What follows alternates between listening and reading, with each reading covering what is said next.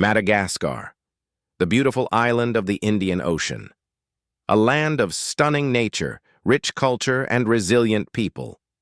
But beneath this beauty, a deep tension has erupted. Over the past few weeks, the streets of its capital, Antananarivo, have turned into a battlefield of voices demanding change. What began as simple protests over electricity and water shortages has exploded into a national crisis. And now the army, yes, the same army meant to defend the government, is refusing orders. Soldiers have joined the people. The president says a coup is underway.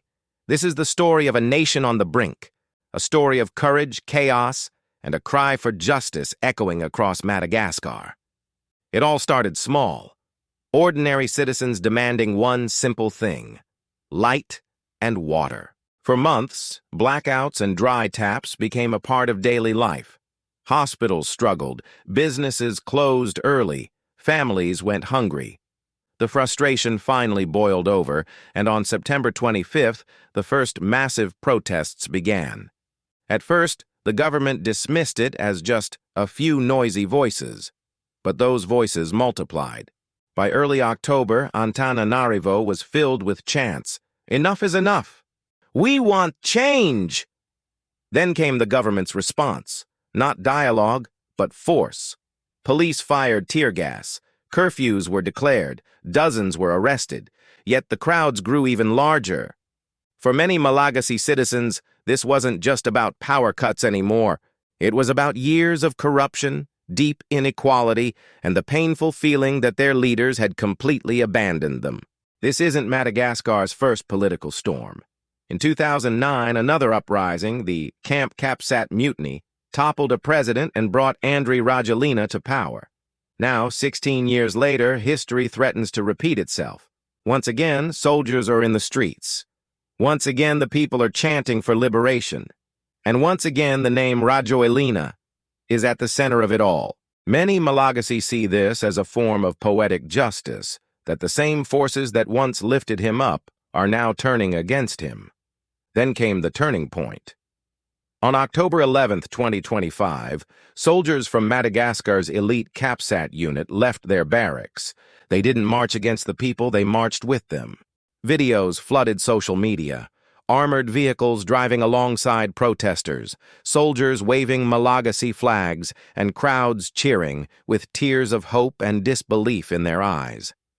And then came the shocking declaration. A group of officers appeared before cameras and said, "We will not shoot our brothers and sisters. We will not obey orders to kill the people we swore to protect." That single statement changed everything. It wasn't just defiance, it was a mutiny. A deep fracture at the very heart of state power. Within hours, President Rajoelina's office declared, "An illegal attempt to seize power is underway." He called it a coup. But the soldiers called it a revolution. The capital descended into confusion. Some military units stayed loyal to the president, while others joined the protesters. No one knew who was in charge anymore. Protesters occupied the symbolic 13 May Square, the same place where revolutions had begun in the past. This time, they entered under military escort. Curfews were broken. Flags waved. The air trembled with chants of freedom. In the middle of this chaos, ordinary soldiers began speaking to the media. "We are not politicians," one said. "We are citizens in uniform." Another added, "We cannot shoot our own people." But the consequences have been deadly. At least 20 people have been killed, dozens more have been injured, and still the protests continue to grow. The African Union and the United Nations are urging for calm. Foreign embassies are issuing warnings. The world watches, wondering if Madagascar is entering another dark chapter or a new dawn. The outcome of this standoff will define Madagascar's future. Let's look at the possibilities. Scenario 1. The coup succeeds. President Rajoelina is forced out. A military council takes control, promising elections one day. But history tells us that when the gun replaces the ballot, democracy rarely returns quickly. Scenario 2. Negotiations happen.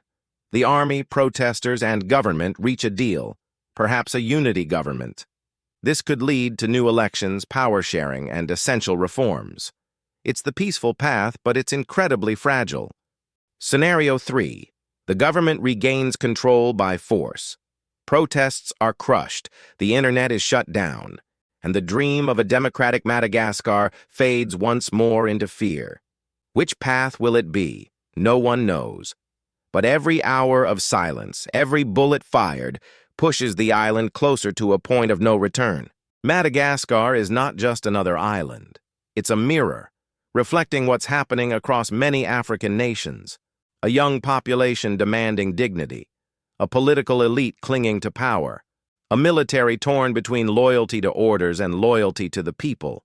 From the Sahel to the Indian Ocean, we see a pattern. The awakening of a generation tired of corruption, tired of being puppets in foreign games, and tired of suffering in silence. Madagascar's struggle is a warning, but it's also an inspiration. It shows that when citizens rise up, even soldiers may remember that they too are the sons and daughters of the people.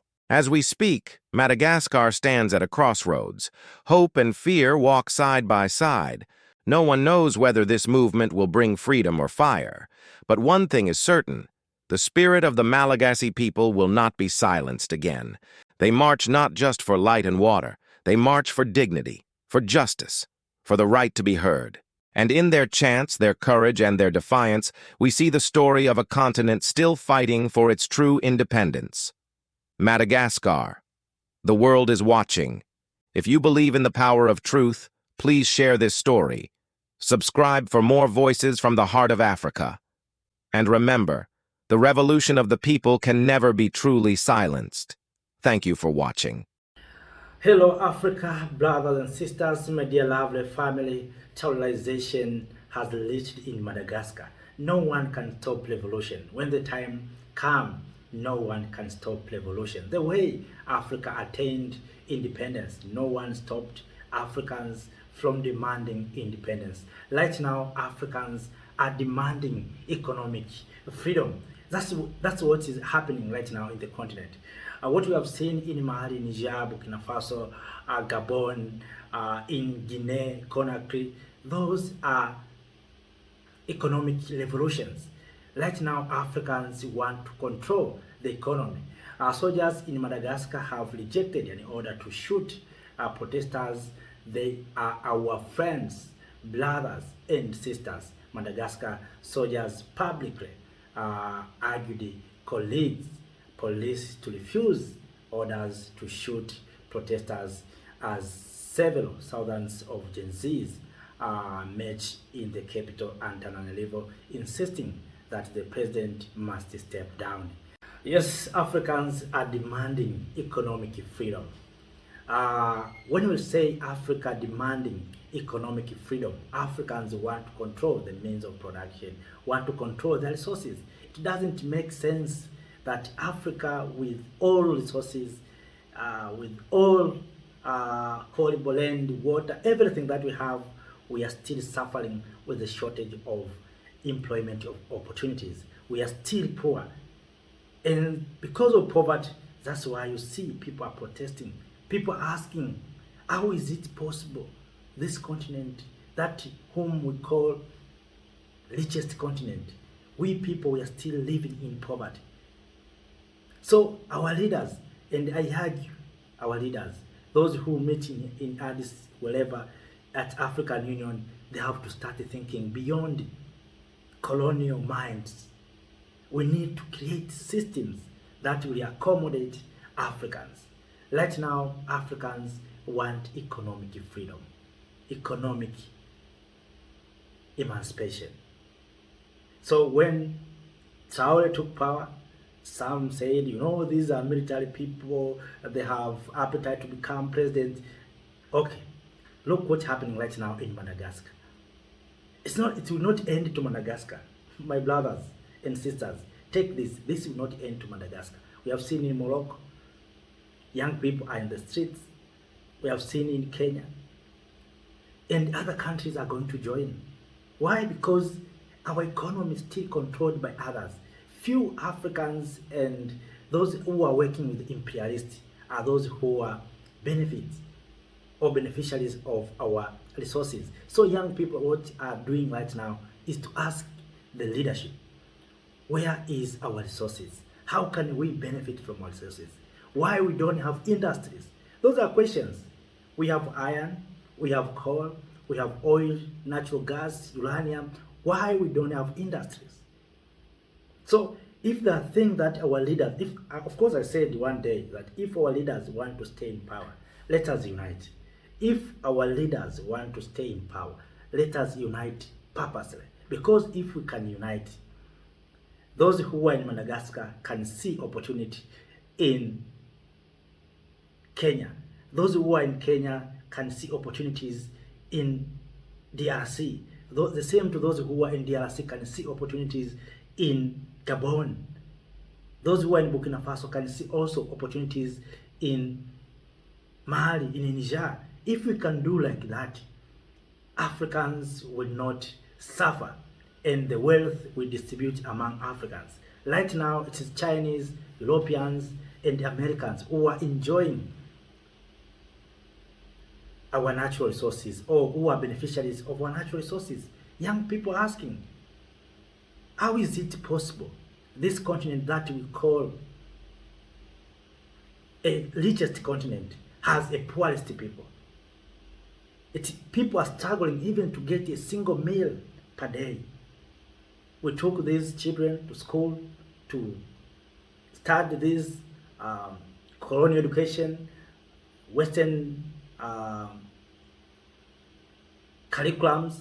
When they come back, they have nothing in their heads. They're waiting to be hired. Where is the job? There's no jobs. But if we can revolutionize our curriculums, we can start teaching our people that we have, maybe for instance, Madagascar, we have ocean. How we can add value to marine products? How can we add value to fishing? We have maybe natural gas. How can we process our natural gas? How can we process our coal, our uranium, our gold, our diamond? Recently, you saw President of Namibia and President of Botswana came together purposely. They see without coming together, nothing will happen. Changes will not happen. People will wait and to see changes, but at the end of the day, people will go to streets to protest, because people have been promised, these political things in the continent of Africa, or democracy in Africa. Sometimes it's being, it looks like Trojan horse. It's being used to silence people, but it's not used to supply or to service the people. So people are demanding quality and good services. And one thing that our leaders are making mistakes. Our leaders are not taking the children to our schools, to public school. When they sit, they run away from Africa. As I speak to now, President of Madagascar has fled, run away from his country. So he will stay out of the country. He was a president. Today he is not a president.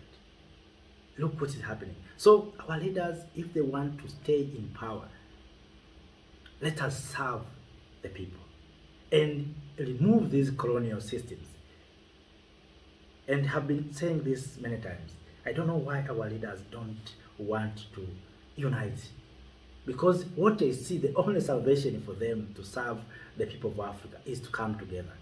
If we can come together and unite, as I said, opportunities will be distributed, wealth will be distributed among Africans. So things has happened in Madagascar. Now we are waiting to see who is the next. Who is the next? I've been saying this, my dear lovely family. If you are familiar with this platform, I said almost 5 days ago, I said one thing that is a scammer to our continent is this thing that we call employment. When colonizers came to Africa, they found Africans who have our systems of living, governance systems. They disturbed all those systems and put their systems that are not working to us. If you come to Africa, there's no employment. If you come to our real life as Africans, there's no unemployment. When colonizers came to Africa and imperialists, they created environment for Africans to work for them. So they have created systems to create a cheap labors. And that's why today you see Africans, we went to school, we finished universities, colleges, but when we come back, we find ourselves, we have nothing to do because we spent a lot of time studying things that is not ours. Then those who own those things, they have to decide whether to give us jobs or not. And that's why I said employment is scammer and the thing or tool used to divide Africans. Now you have seen, this is the reality. This is the reality. In my video, first video of Serialization of Africa, I stated that one of the things that colonizers and these exploiters are using to exploit Africa is something called employment. So they have created environment where Africans, we need to be hired instead of creating jobs and doing things through our resources. So we have been created to become dependents. So when people become dependents on the street, they have no way to do, that's what is happening. So we want leaders to find the systems that can accommodate Africans. And we need to improve our education systems. And if we don't do what I'm saying here, if we don't improve our education systems, our curriculums, soon we are going to see almost all African states are going to collapse. All African states are going to collapse. Why? Because the majority of young people have no jobs. And the system that is on the table want Africans to go and work for them to get meals and other requirements. So how can you hire all these things or all these people? What we need to do is to teach our young people, our Africans, brothers and sisters, how to add value to their resources. If we can start adding value, whether in mining, in agriculture, in livestock, in fishing, if we can do like that, we can create jobs and many of our people can work in different sectors. So right now, you see things happening in Madagascar. The reason behind young people have no jobs. Young people have no place to get where they can implement their ideas. So this is a wake-up call to Africans. Young people want changes. So, my dear lovely family, after that, I have no more to share. If you have something to share with us, please do so through the comment section. Share with us your views, your opinions, your perspective on this matter. Thank you. Have a nice time. Thank you, Africa, Mama Africa. Oh, yeah. You make African great. Thank you, Africa. Thank you, Africa.